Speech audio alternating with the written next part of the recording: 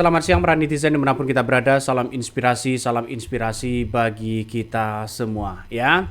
Banyak para tokoh yang kemarin demo di depan KPK menuntut ya Jokowi ya, menuntut Jokowi dan mendesak Jokowi ya kepada KPK untuk menangkap ya. Karena kita tahu bahwa para tokoh-tokoh itu terdiri dari purnawirawan yang kemudian datang beramai-ramai begitu kan jam 1 begitu untuk mendesak KPK untuk menangkap Jokowi. Wah, ngeri-ngeri sedap, Bos.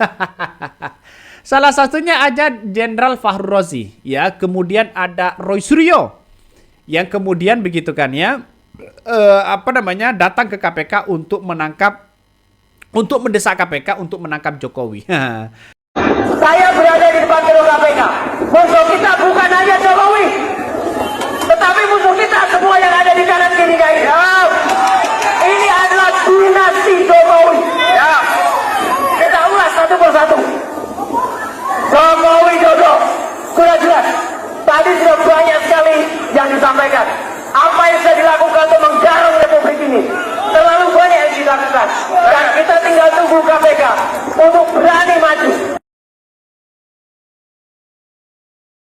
Bahkan ya tuntutan-tuntutan itu salah satunya adalah periksa Jokowi dan desak soal pemakzulan Gibran Raka Buming Raka. Karena dianggap bahwa Gibran Raka Buming Raka ini dianggap cacat hukum bagi mereka begitu kan. Ngeri-ngeri sedap. Ya pasti ada nanti perlawanan-perlawanan dari termol-termol itu gitu. Ya kita akan buktikan aja begitu. Kita tunggu saja. Pasti ada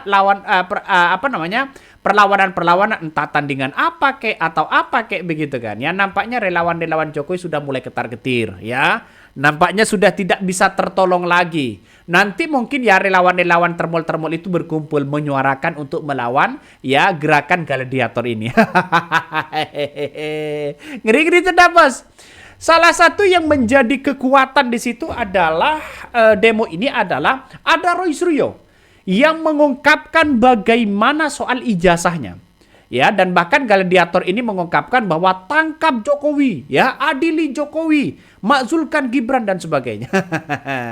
Ya, bagi kami sah-sah aja begitu kan siapapun yang melakukan itu begitu kan ya. Tapi kita lihat saja bahwa negara kita kan negara demokrasi begitu.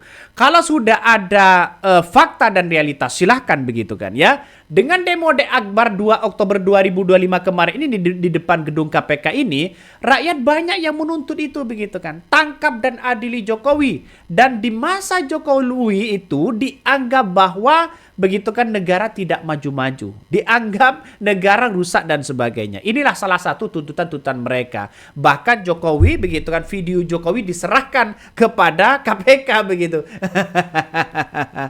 Ya saya kira enggak ada masalah juga begitu kan. Ini salah satu wajah-wajah Jokowi yang diserahkan kepada KPK ya tangan di borgol begitu kan ya. Tangan di borgol. Terus kemudian mereka seolah-olah menarasikan bahwa Jokowi sudah ditangkap, Jokowi sudah didesak, diadili, diserahkan kepada KPK. Dan tuntutan ini begitu banyak, luar biasa begitu.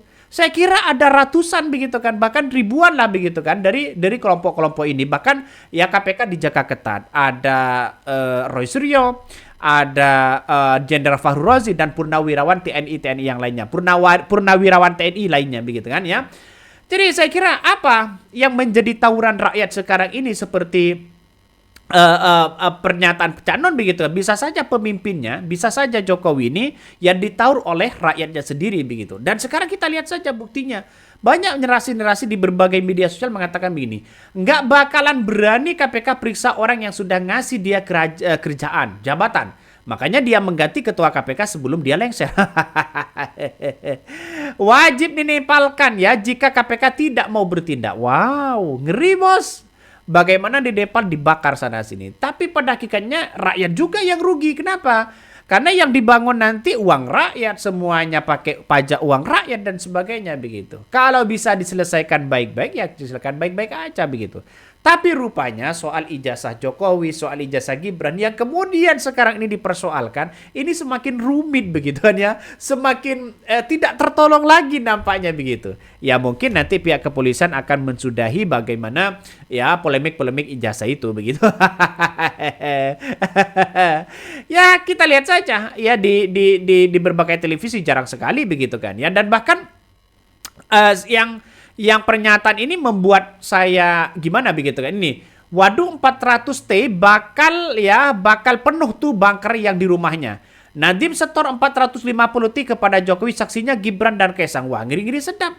Apakah ada pernyataan-pernyataan seperti ini begitu? Saya cari di berbagai media sosial untuk saat ini begitu kan. Untuk saat ini belum ada begitu.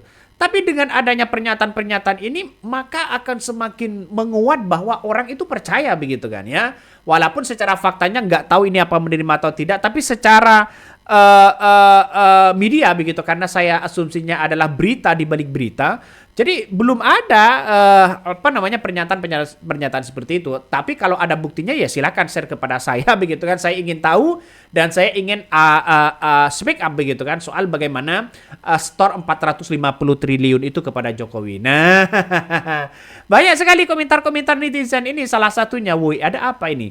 Sangat berbahaya bagi negara jika Jokowi dan keluarganya dan antek-anteknya tidak diproses hukum. Uang hasilnya begitu kan ya. Dugaan korupsinya digunakan membuat kekacauan. Ini wah ngeri-ngeri sedap pada akhirnya. Semakin kesana sini, semakin liar pemberitaannya begitu. Ada apa? Ya kita tahu bahwa negara kita begitu kan ya. Negara kita kan negara demokrasi begitu. Silakan mau berbuat apapun begitu, tapi kan sesuai dengan koridor-koridor yang ada begitu. Artinya secara tidak langsung bahwa semuanya diatur oleh hukum ya, siapapun begitu kan ya.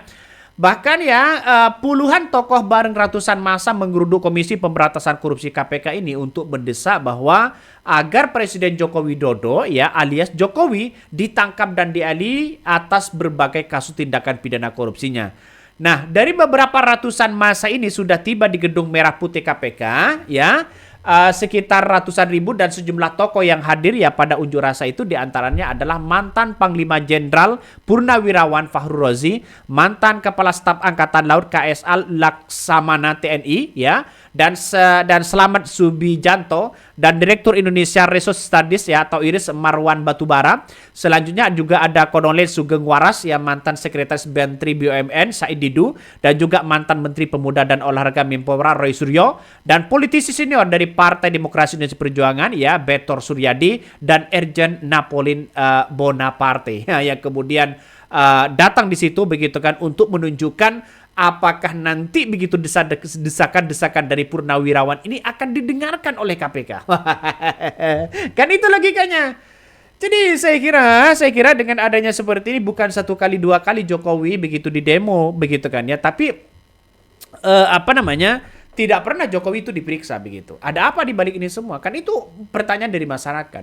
Nah, mungkin ada bukti yang kurang atau bagaimana dugaannya, saya nggak tahu pasti, tapi yang jelas masyarakat sudah begitu banyak percaya soal bagaimana dugaan-dugaan yang kemudian muncul nuansa-nuansa di mana di era kepemimpinan seorang Jokowi dianggap bahwa demokrasi rusak, ekonomi tidak maju-maju, ya hukum seolah-olah dipermainkan. Narasi-narasi ini muncul di berbagai media sosial begitu kan.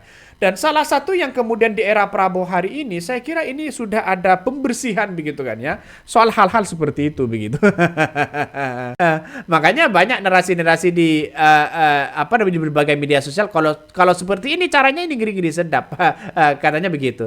Dan bahkan tidak hanya itu, ada yang mengatakan tangkap Mulyono. Ya, tangkap Mulyono ya. Ini Roy Suryo begitu kan ya, gelar aksi di KPK tuntut Jokowi diperiksa dan didesak dengan pemakzulan Gibran. Wah, ngeri-ngeri sedap, Bos. Ini ngeri-ngeri sedap pada akhirnya begitu. Kenapa? Ya, karena kita lihat saja gladiator ini adalah terdiri dari banyak purnawirawan yang punya prestasi yang sangat luar biasa, yang pernah membantu Jokowi, yang pernah punya punya segudang prestasi dan sebagainya begitu kan ya. Ini banyak sekali begitu kan. Ini banyak sekali begitu. Tangkap dan adili Jokowi. Ini ngeri-ngeri sedap. Ada salah satunya Said Didu dan sebagainya. Kenapa banyak orang yang sekarang ini yang mengkritik habis-habisan di era Jokowi? Karena beban dari presiden seorang Prabowo hari ini sangat luar biasa. Membersihkan masalah soal hukum, masalah oknum-oknum yang bermain, masalah dugaan korupsi, koruptor, itu banyak sekali begitu kan. Sehingga masyarakat seolah-olah merasakan bahwa beban Prabowo sangat luar biasa. Dan makanya Prabowo didesak begitu kan ya hari ini untuk membereskan ini semua, ya, membereskan ini semua. Seperti misalnya ya makan bergizi gratis ini kan muncul spekulasi-spekulasi besar pada akhirnya begitu kan ya. Nah, kembali ke yang tadi ya, soal bagaimana masyarakat yang kemudian ingin mengadili Jokowi begitu kan ya. Boleh mengadili kepada Jokowi siapapun begitu kan ya, yang berambisi sana sini begitu. Yang penting punya bukti yang kuat. Ya, bagaimana OCCRV dulu merilis bagaimana soal Jokowi yang diduga begitu kan. Di era kepemimpinan Jokowi banyak orang-orang yang korupsi. Dan itu terbukti begitu kan ya. Dan itu terbukti. Nah, kalau sekarang ini mengusut KPK begitu kan untuk mengadili Jokowi dan memeriksa Jokowi begitu, saya kira itu sudah nihil. Kenapa? Karena kita lihat saja sebagai mantan presiden itu kalau di Indonesia itu posisinya sangat terhormat. Walaupun banyak salah. Walaupun banyak nuansa-nuansa kepentingan-kepentingan politik mereka begitu. Kenapa? Karena posisi tertinggi itu kalau soal menteri ya mungkin bisa dibidik kalau ada dugaan korupsi. Kalau soal presiden dan wakil presiden aman-aman aja. Berbeda dengan negara-negara lain begitu. Negara-negara lain ini kan luar biasa begitu. Salah dikit saja begitu kan ya dihukum mati. Salah dikit saja ditaur oleh masyarakatnya sendiri. Tapi di Indonesia untuk hidup di Indonesia aman-aman aja. Makanya saya pribadi sebagai rakyat kecil menekankan kepada Presiden Prabowo Subianto ya bagaimana korupsi ini begitu ditindak seadil-adilnya. Salah satunya adalah perampasan aset ya, terus kemudian perampasan aset koruptor. Ya dihukum mati, dihukum seumur hidup. Saya kira ini apresiasi yang sangat luar biasa. Tapi nggak tahu lagi nantinya begitu kan ya.